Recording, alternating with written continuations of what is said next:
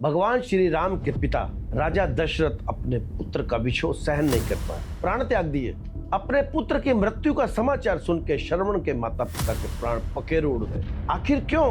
क्योंकि भारतीय संस्कृति का आधार परिवार है, रिश्ते हैं, इमोशंस है। और जब इमोशंस का सैलाब संभलता नहीं ना, तो कुछ ऐसा ही होता है। लेकिन ट्रेजेडी देखिए, जिस भारत देश के ये एग्जाम्पल है, उसी भारत देश की लोकसभा में अभी हाल ही में राज्यसभा सांसद माननीय डॉक्टर राधा मोहन दास अग्रवाल जी ने एक ऐसे बर्निंग इशू को सदन में रखा जो समाज के लिए बहुत उपयोगी और अर्थपूर्ण। मैं इसके लिए उनको साधुवाद देता हूँ, आभार व्यक्त करता हूँ। उन्होंने सदन में प्रस्ताव रखा कानून बनाने के लिए उन भारतीय बच्चों के लिए जो विदेशों में सेटल हो गए और ये भूल गए हैं कि उनके ऊंचे पदों और ऊंचे पैकेजेस में उनके पेरेंट्स का भी कोई रोल है, कोई कंट्रीब्यूशन।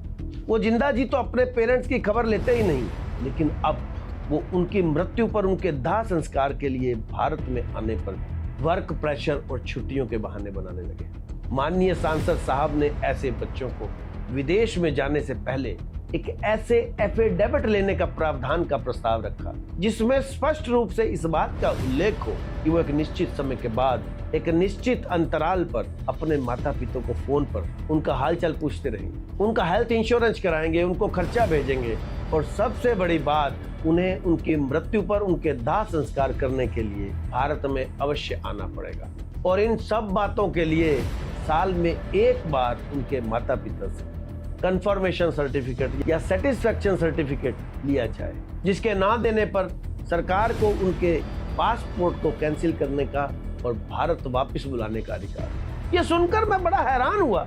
जिस भारत की संस्कृति का आधार परिवार और व्यवहार है, वहां माता पिता का हाल पूछने के लिए, उनका दाह संस्कार करने के लिए कानून बनाना पड़ेगा। आखिर कौन है भारत के इस बदलते और भद्दे सामाजिक परिदृश्य के लिए जिम्मेदार? क्या सिर्फ वो बच्चे, या ग्लोबलाइजेशन, एजुकेशन सिस्टम, या वो सफरिंग पेरेंट्स खुद?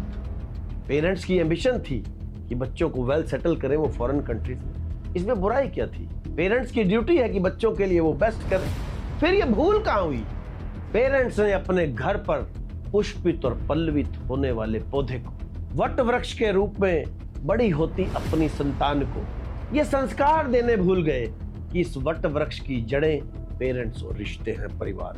यदि ये जड़ें सूख जाएंगी तो ये पौधा भी, ये वट वृक्ष भी हरा भरा नहीं रह सकता। जड़ों की इंपॉर्टेंस बतानी भूल गए। अब इस वीडियो का एक बड़ा सवाल, बने रहिए मेरे साथ आखिर तक। क्या एक कानून के तहत अपने पेरेंट्स की गई लुक आफ्टर सेवा होगी या सिर्फ एक मजबूरी? दूसरा सवाल, यदि भारत सरकार इस कानून को बनाने में कामयाब हो और बच्चों द्वारा इस कानून का पालन न करने पर उनके पासपोर्ट कैंसिल करके भारत वापस बुला सके, तो क्या ये कानून इस समस्या का सॉल्यूशन ढूंढने में कामयाब होगा?